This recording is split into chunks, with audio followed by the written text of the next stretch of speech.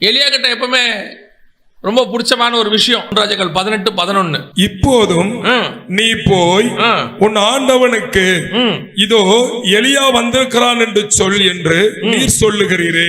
எலியா வந்திருக்கிறான் என்று ராஜா கிட்ட போய் சொல்லு, நான் வந்திருக்கிறேன் போய் சொல்லு, எலியா வந்திருக்கிறேன் போய் சொல்லு.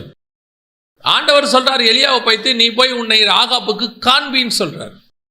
அப்ப நம்மளால தான் என்ன பண்ணுவோம், ஆண்டவர் ராஜா கிட்ட போய் சொல்லிட்டாரு, கோட் சூட் எல்லாம் போட்டு அவங்க வர்றதுக்குள்ள மந்திரி வர்றதுக்குள்ளேயே, மந்திரி 7 மணிக்கு வர சொன்னா 6 மணிக்கே போயிடுவான். கேட்டா அதுக்கு பேர் ஒழுங்கு.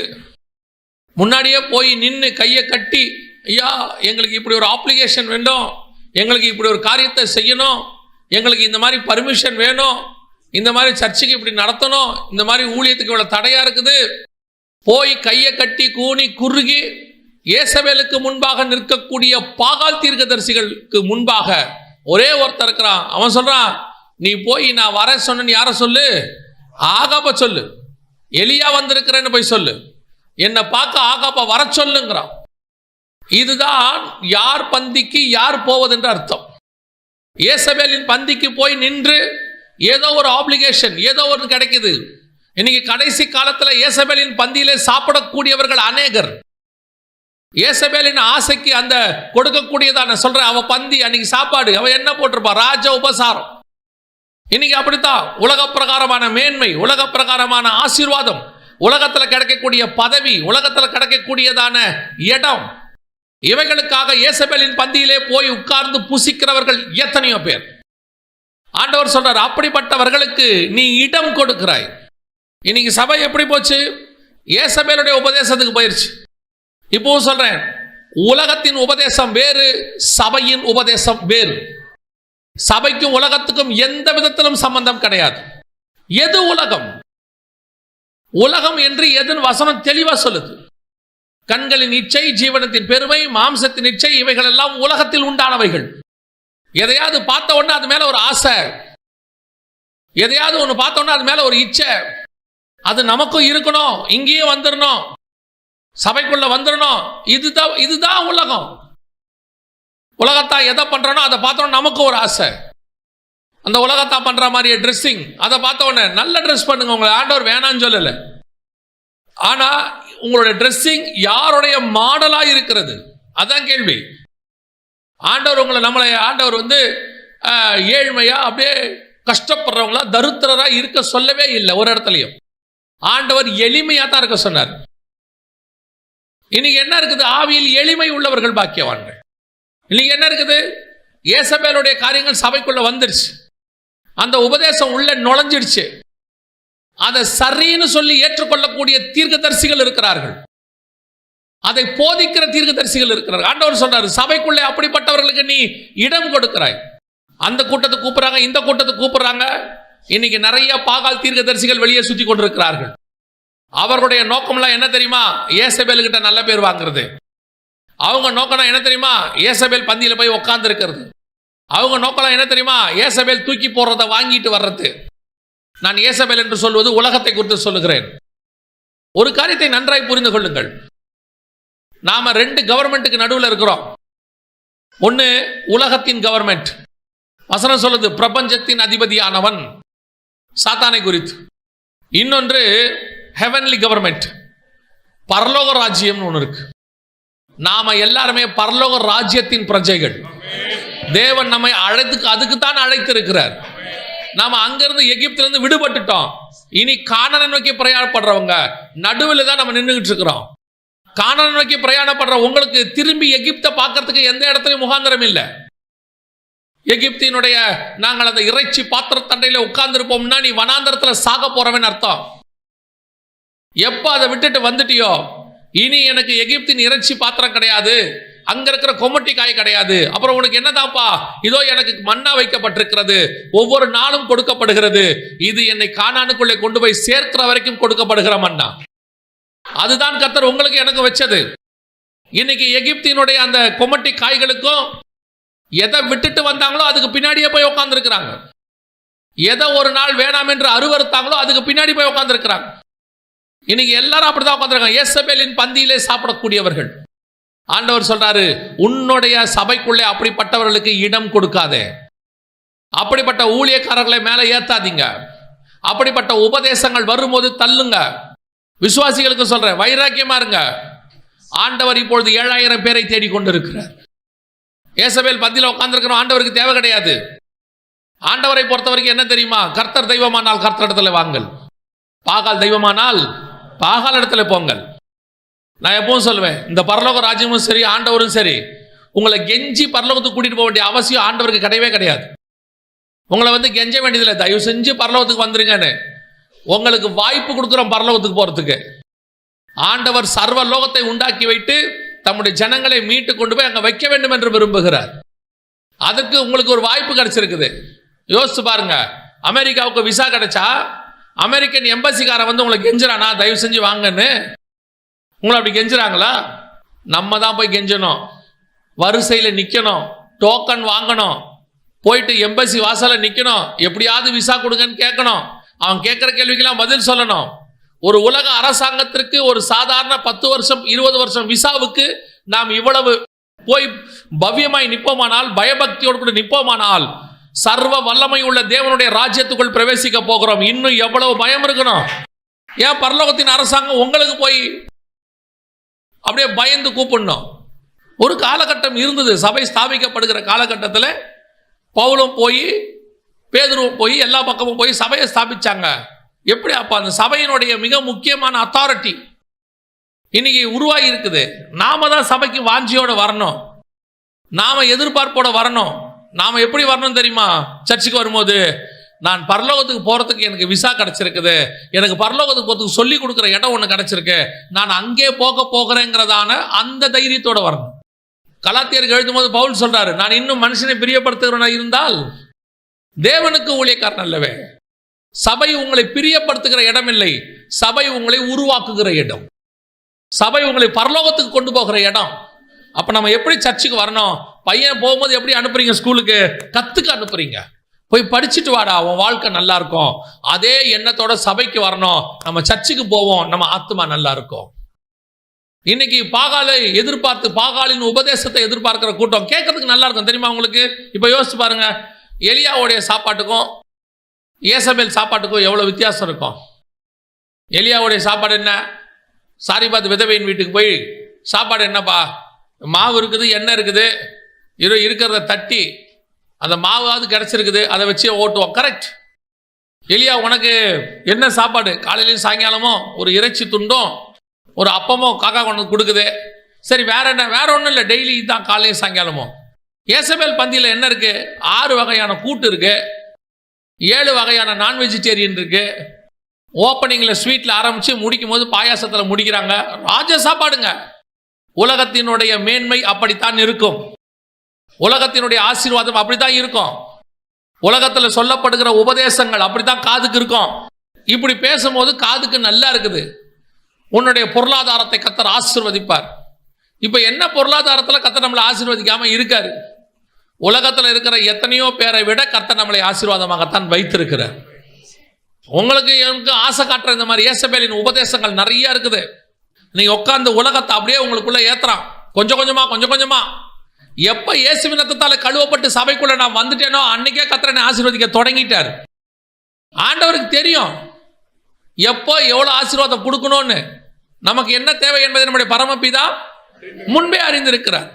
இன்னைக்கு ஏசபேலின் உபதேசங்கள் உள்ளுக்குள்ள வந்து நூதனமான காரியங்களை சொல்லி கொடுத்து வஞ்சிக்குதாமா. இன்னைக்கு வஞ்சிக்கக்கூடியவர்கள் வந்துட்டாங்க. விசுவாசிகளுக்கு சொல்றேன், சத்தியம் எப்பவுமே கொஞ்சம் கசக்கத்தான் செய்யும். சத்தியம் என்ன செய்யும்? கசக்கத்தான் செய்யும், கடினமா தான் இருக்கும். ஆனா அதை நீங்க உட்கொண்டுட்டீங்கன்னா உங்க ஆத்மாவுக்கு அது நல்லது. அல்லேலூயா. பொதுவா பார்த்துருக்கிறீங்களா, சாப்பாடு வைக்கும் போது ஒரு ஸ்வீட்டு தான் வைப்பாங்க, மிஞ்சி போச்சுன்னா 2 ஸ்வீட் வைப்பாங்க. ஆனா மற்ற காரம், துவர்ப்பு, அப்புறம் இதெல்லாம் பார்த்தீங்கன்னு சொன்னா ஒரு 5 வகை வைப்பாங்க. ஸ்வீட்டு தேவை, ஆசீர்வாதம் தேவை. யாரும் இங்க உலக ஆசீர்வாதம் தேவை, யாரும் இங்க வேணான்னு சொல்லல. அது எவ்வளோ தேவையோ அவ்வளோ லிமிட் தான் இருக்கணும். நமக்கு எது தேவை தெரியுமா? இடுக்கமான வாசல் வழியை பிரவேசிங்கன்னு ஒன்று சொன்னார் பாருங்க. கொஞ்சம் கடினமாக தான் இருக்கும். அந்த இடுக்கமான வாசல் வழியை பிரவேசிக்கும் போது இந்த பூமியில உங்களுக்கு என்ன தேவையோ அதை பரலோகம் கொடுக்கும். ஆனா நம்முடைய நோக்கம் என்னவா இருக்கணும் தெரியுமா? நான் எப்படி ஆகிலும் கானானுக்கு போய் சேர வேண்டும். அதான் இருக்கணும். ஆண்டவர் நமக்கு நன்மையான ஈவுகளை கட்டளையிட்டு இருக்கிறார். நம்முடைய உண்மைக்கு தக்கதாக இன்னும் கட்டளை இடுவார். ஆண்டவர் கனப்படுத்துகிற தேவன் இல்லைன்னு சொல்லல. அவர் தூக்கி தலைமையில மொத்த கனத்தையும் வச்சிட மாட்டார். அவருக்கு தெரியும் எப்போ எவ்வளோ என்ன கொடுக்கணும்னு. அதை நமக்கு தெளிவாய் தரக்கூடிய தேவனாக இருக்கிறார். அல்லேலூயா. ஏசபேல் கூப்பிடுவாங்க, சாப்பிட போயிடாதீங்க. சில நேரத்தில் உங்களை கூப்பிடுவாங்க, வாங்க நாம போய் இந்த ஏரியாவில் நம்ம பலம் என்னவென்று காட்டுவோம்னு. நம்ம பலம் கூட்டம் அல்ல, நம்ம பலம் நம்முடைய தேவன். இஸ்ரவேலுக்கு பலன் யாரு? தேவன். நம்ம எல்லாரும் கூடி நின்று எவ்வளோ கிறிஸ்தவங்க இருக்கிறாங்கன்றதே இங்கே முக்கியமே இல்லை. ஏன் தெரியுமா? நம்ம 2 பேர் இருந்தால் போதுமா, அதுவே பெரிய மாற்றத்தை கொண்டு வந்துடும் பைபிள் சொல்லுது. ஒருவன் 1000ஐயும் 2 பேர் 10,000 பேரையும். நமக்குள்ள இருக்கிற ஆவியானவருக்கு அப்படிப்பட்ட வல்லமை உண்டு. நம்முடைய பலத்தை ரோட்ல நின்று காட்ட வேண்டாம். நம்முடைய பலத்தை அந்தரங்க அறையில காட்டுங்க. கதவை சாத்திக்கிட்டு முழங்கால் போடுங்க. அங்கே இருக்கிறது பலம். இன்னைக்கு ஏசபேல் பந்திக்கு போற ஒரு குரூப் இருக்குது. அது போய் தான் பலத்தை காட்டுறது ஏசபேல் கூட இருந்துகிட்டோம்னா நமக்கு நல்லது. ஏசபேல், ஐயோ ராஜகுமாரத்தை கூப்பிட்டு எனக்கு சாப்பாடு போட்டாங்க, ராஜகுமாரத்தை எனக்கு சொல்லியிருக்கிறாங்க. என்ன சொல்லியிருக்காங்க? உங்களுக்கு ஏதாவது ஒன்னா எங்ககிட்ட வாங்க, நாங்க உங்களை பத்திரமா பார்த்துப்போம். உங்களுடைய எதிர்காலத்தை ஏசபேல் நான் பத்திரமாய் பார்த்துப்பேன். இவங்க எல்லாரும் சேர்ந்து சொன்னாங்க, நம்முடைய எதிர்காலத்தை நாம் ஏசபேலை நம்புவோம். நம்முடைய எதிர்காலம் ஏசபேல் கரத்தில் இருக்கு. ஆண்டவர் சொல்றாரு, உன் எதிர்காலம் ஏன் கரத்தில் வரையப்பட்டிருக்கிறது. ஏசபேல்கள் கடந்து போவார்கள், ராஜாக்கள் கடந்து போவார்கள், ராஜகுமாரத்திகள் கடந்து போவார்கள். இங்கே நிரந்தரமானவர்கள்னு ஒருத்தர் கூட கிடையாது. ஆனா நேற்றும் இன்றும் என்றும் மாறாத நிரந்தரமானவர் ஒருத்தர் உண்டு. அவர் தான் ஆண்டவராகிய இயேசு கிறிஸ்து. ரொம்ப கேர்ஃபுல்லா இருந்து கொள்ளுங்க. கூப்பிட்றான் அங்க போறான்னு போயிட போதிய யார் கூப்பிட்டாலும் சொல்லுங்க, எனக்கு தலைவர் இயேசு மட்டும்தான், எனக்கு ராஜா இயேசு மட்டும்தான். நான் அவருடைய பந்தியில் தான் சாப்பிடுவேன், வேற பந்தியில் சாப்பிட மாட்டேன். அல்லேலூயா. இது ஏசபேலின் பந்தியிலே சாப்பிடக்கூடியதான ஒரு குரூப். இதை தாண்டி இன்னொரு குரூப் இருக்குது.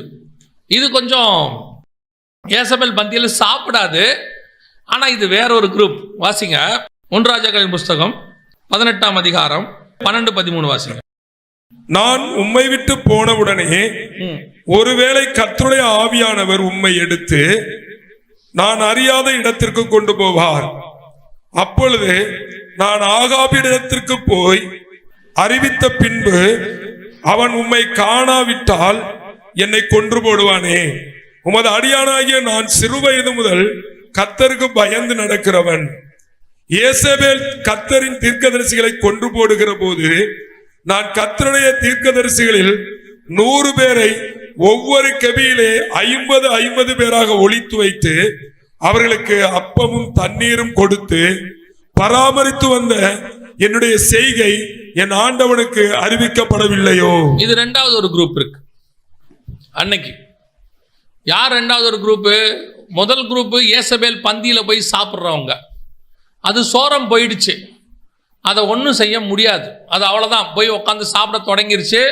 அது உலகத்தினுடைய மேன்மைகளுக்கும் ஆசீர்வாதத்துக்கும் பட்டத்துக்கும் பதவிக்கும் ஓடி போச்சு. இதை ஒன்றும் செய்ய முடியாது. ஆண்டவர் சொல்றாரு, இப்படிப்பட்ட ஆளுக்கு இடம் கொடுக்காத சர்ச்சில்ன்ட்டார். அவன் மனம் திரும்புறதும் நியாய தீர்ப்பு அடைவதும் கர்த்தர் கையில் இருக்குது, விட்டுருவான். இப்போ 2வது ஒரு குரூப் இருக்கு. இது என்ன குரூப் தெரியுமா? தீர்க்கதரிசிகளில் 100 பேர். கர்த்தரின் தீர்க்கதரிசிகளை ஏசபேல் கொன்று போடுகிற போது நான் கர்த்தருடைய தீர்க்கதரிசிகளில் 100 பேரை ஒவ்வொரு கெபியிலே 50 பேராக ஒளித்து வைத்து அவர்களுக்கு அப்பமும் தண்ணீரும் கொடுத்து பராமரித்து வந்தேன். இன்னொரு குரூப் இருக்கு தீர்க்கதரிசிகள்ல. இது என்ன குரூப் தெரியுமா? ஆவிக்குரியவங்கள இன்னொரு குரூப் இருக்கு, ஊழியக்காரங்கள இன்னொரு குரூப் இருக்கு. அது என்ன தெரியுமா?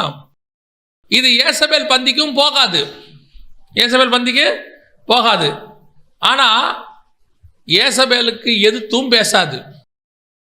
ஏசபேலுக்கு எதிர்த்தும் சத்தியத்தையும் என்ன செய்யாது, பேசாது. இப்ப எலியா இருக்கிறான், ஆகாவை பார்த்து சொல்றான். என்ன வார்த்தை சொல்றான்னா, இஸ்ரவேலை கலங்க பண்ணுகிறவன் நீ அல்லவான்னு. இவன் எலியா சொல்றான், நான் அல்ல, நீயே இஸ்ரவேலை கலங்க பண்றவன். இஸ்ரவேலுக்குள்ள இப்படிப்பட்ட அநியாயம் நடக்குது, நீ பார்த்துக்கிட்டு இருக்கிறிய அப்படிங்கிறது எலியா. இன்னொரு குரூப் இருக்கு. அவ யார் தெரியுமா? ஏசபேல் பந்திக்கும் போக வேண்டாம், எதுலையும் கலந்துக்க மாட்டாங்க. அதே நேரத்தில் ஆகாப்பையும் ஏசபேலையும் எதிர்த்து பேசவும் மாட்டாங்க. அவங்க பாட்டுன்னு ஒரு கெபிக்கு போயிடுவாங்க. உயிருக்கு பயந்தவங்க நேராக ஒரு கெபியில் போய் தங்கிடுவாங்க. சாப்பாடும் தண்ணியும் கிடைச்சா போதாங்க. வசனம் சொல்லுது, அப்பமும் தண்ணீரும் கொடுத்து. இவங்களை பொறுத்த வரைக்கும் நம்ம உண்டு, நம்ம வேலை உண்டு. நமக்கு எதுக்கியா இந்த மாதிரி காரியங்கள்லாம்? நம்ம வந்தோமா, நம்ம ஒரு வேலையை பார்த்தோமா, நாம் அப்பமும் தண்ணீரும் கிடச்சிச்சா, நம்ம போய் கெபியில் உக்காந்தோமா, வேலை முடிஞ்சு. என்ன பண்ணுங்க? கெபியில் உட்காந்து ஜோம் பண்ணுவோம். கெபியில் உட்காந்து என்ன பண்ணுவீங்க? பேசிக்கிட்டு இருப்போம் 50 பேரும். கெபியில் உட்காந்து என்ன பண்ணுவீங்க? நல்லா தூங்குவோம். என்னப்பா சொல்றீங்க? கர்த்தர் எங்களை கிருபையாய் பாதுகாத்திருக்கிறார், அப்பமும் தண்ணீரும் கொடுத்திருக்கிறார், சேஃப்டியா வச்சிருக்கிறாரு. ஏன்பா இந்த ஏசபேல் இப்படி பண்ணுதே, இந்த பாகால் தீர்க்கதரிசிகள் இப்படி பண்றாங்களே, கொஞ்சம் வாயை திறந்து சொல்லக்கூடாதா? நீ எல்லாம் தீர்க்கதரிசி தானே, கர்த்தருக்கு வாயா இருக்கிறிய, நீ சொன்னா கேட்பாங்களே, நீ சொன்னா கர்த்தர் கேட்பாரு, நமக்கு எதுக்குங்க வம்பு? நம்ம ஏன் அதெல்லாம் போய் பேசணும்? யாரோ என்னமோ செஞ்சுட்டு போறாங்க, நான் உண்டு, ஏன் வேலை உண்டு. இப்படி ஒரு குரூப் இருக்கு. இது 2வது ஆவிக்குரிய சுபாவம். இவங்க யார் தெரியுமா? எந்த வம்பு தும்புக்கும் போக வேணாம்னு நினைக்கிறவங்க. எது வம்பு தும்பு? ஒருத்தர் சத்தியத்தை விட்டு விலகும் போது, சபை சத்தியத்தை விட்டு விலகும் போது, அல்லது விசுவாசிகள் கர்த்தரை விட்டு விலகும் போது அதை கண்டிக்காமல் அதை சகிச்சுக்கிட்டு அதை ஏற்றுக்கொண்டு இவங்க அதில் ஈடுபட மாட்டாங்க. நான் போறதில்லை. கேட்டு பாருங்க, என்ன அந்த உங்க விசுவாசி இப்படிலாம் செய்யறாங்களே, நாம சொன்னாலும் அவங்க கேட்க மாட்டாங்க. அப்புறம் நான் போறதில்லை, அவங்க எப்படியோ போட்டோம், நமக்கு என்ன? இது இன்னொரு குரூப் இருக்குது, கெபியில போய் மறைஞ்சு கொள்ற குரூப். இவங்களை பொறுத்த வரைக்கும் ஜீவன் பாதுகாக்கப்படணும், இவங்களுக்கு பொறுத்த வரைக்கும் அப்பமும் தண்ணீரும் கிடைக்கணும். இப்படி ஒரு குரூப் இருக்குது. இந்த குரூப் ஏசபேல் கூட இருக்காது, அவ்வளவுதான். இவங்களை பொறுத்த வரைக்கும் ஒரு நல்லது என்ன? நாங்கள் அந்த பாவத்துக்கு உடன்படவில்லை. சரி, சத்தியத்தை இன்னும் அரைக்கட்சியை கட்டுனீங்களா? அது கட்ட மாட்டோம், அது கொஞ்சம் லூஸா தான் இருக்கும். அது நாங்கள் வச்சிருப்போம், ரிலாக்ஸா உட்காந்துருப்போம். அப்பமும் தண்ணீரும் சாப்பிட்டு நல்லா ரெஸ்ட் எடுத்துட்டு சோத்திரம் சோத்திரம் சோத்திரம் சோத்திரம் சோத்திரம்னு இருப்போம். ஏங்க இவ்வளவு பிரச்சனை வருது, நமக்கு என்ன? கர்த்தருக்கு தெரியாததா, அவருக்கு தெரியாததா? அப்புறம் கர்த்தருக்கு தெரியாததானா ஏன் சுவிசேஷம் சொல்றதுக்கு நம்மளை செலக்ட் பண்றாரு? கர்த்தருக்கு தெரியாததானா ஏன் சத்தியத்தை நம்ம கையில கொண்டு வந்து கொடுக்குறாரு? கர்த்தர் பேசத்தானே சொல்றாரு. ஆண்டவர் எந்த இடத்துல ஆண்டவர் பேச வேணாம்னு சொன்னாரா? எசேக்கியேலை பார்த்து சொல்றாரு, நீ சொல்லுகிறதை இவர்கள் கேட்க மாட்டார்கள், ஆனாலும் என்ன செய்ய சொல்லுங்கிற. அதான் ஆண்டவர் சொல்றாரு. பவுலை பார்த்து சொல்றாரு, அடிச்சான் ஒத்தச்சான் எல்லாம் பண்றான். ஆண்டவர் சொல்றாரு, பயப்படாத, தைரியமாய் பேசு, இந்த பட்டணத்தில் எனக்கு அநேகர் உண்டு. கர்த்தர் என்ன சொல்றாரு? நடக்கிறது நடக்கும். பேச வேண்டியது உன் பொறுப்பு, சத்தியத்தை சொல்ல வேண்டியது உன் பொறுப்பு. ஒரு சிலர்லாம் இருக்கிறாங்க, அவங்க எந்த வம்பு தும்புக்கும் போகாத அப்படியே அமைதியான ஆட்கள். சபையில் ஏதாவது நடந்தா கூட சொல்ல மாட்டாங்க. என்ன சொல்லுவாங்க தெரியுமா? ஆண்டவர் பார்த்து பாருங்க, நமக்கு என்ன தவும், நம்ம எதுக்கு சர்ச்சுக்கு போறோம்? ஆராதனைக்கு போறோம், ஆராதிச்சோமா, சோத்திரம் பண்ணோமா, வீட்டுக்கு வந்துட்டோம், ஓகே ரைட் ஃபைன். நீங்க யாரு? கெபியில் இருக்கிறவங்க. உங்களுக்கு என்ன வேணும்? அப்பமும் தண்ணியும். நம்ம குடும்பத்துக்கு நல்ல சாப்பாடு தண்ணி கிடைக்குதா? நல்ல நம்ம நிம்மதியா போயிட்டு வந்துட்டு இருக்கிறோமா? சோத்திரம் சோத்திரம் பிரைஸ் எல்லாம். என்னையா இப்படி நடக்குதே, கேட்க மாட்டியா? நான் கேட்க மாட்டேன், எனக்கு அந்த வேலை கிடையாது, கர்த்தர் அந்த வேலையை எனக்கு கொடுக்கவில்லை. அப்படி ஒரு குரூப் இருக்கு. பைபிள் முழுக்க பாருங்க, இப்படி ஒரு குரூப் இருந்துகிட்டே இருக்கும். ஓடி ஒளிஞ்சுக்கும், மறைஞ்சுக்கும். ஆண்டவர் நியாய தீர்ப்புக்கு வரும்போது இவங்க எங்க போய் மறைஞ்சிருப்பாங்கன்னு தெரியாது. இவங்களை பத்தி ஆண்டவர் பேசவே இல்லை. ஒபதியா தான் வந்து சொல்றான். ஒபதியா கேட்கிறான் எலியாவை பார்த்து, நான் ஒரு 100 பேரை மறைச்சு வச்சனே, ஆண்டவர் உங்ககிட்ட சொல்லலையான்னு கேட்கிறான். அப்பனா இவங்க எங்க இருக்கிறாங்க? எலியாவுக்கே தெரியாம இருக்கிறாங்க, எங்கேயோ ஒரு இடத்துல இருப்பாங்க சேஃப்டியா. சில ஆட்கள் நான் பார்த்துருக்கிறேன், அவங்களுடைய ஆவிக்குரிய வாழ்க்கையும் சரி, வளர்ச்சியும் சரி, எந்த விதமான முன்னேற்றமும் இருக்காது. அதே நேரத்தில் அவங்களுக்கு தேவையான அளவுக்கு வசதியாக இருப்பாங்க, அதுலேயே அவங்க திருப்தி ஆயிடுவாங்க. கேட்டால் சொல்லுவாங்க, போதும் என்ற மனதுடன் கூடிய தெய்வ பக்தியே. அது உலக காரியத்துக்கு ஆண்டவர் சொன்னால், இவங்க ஆவிக்குரிய காரியத்துக்கு அதுக்கு எடுத்துப்பாங்க.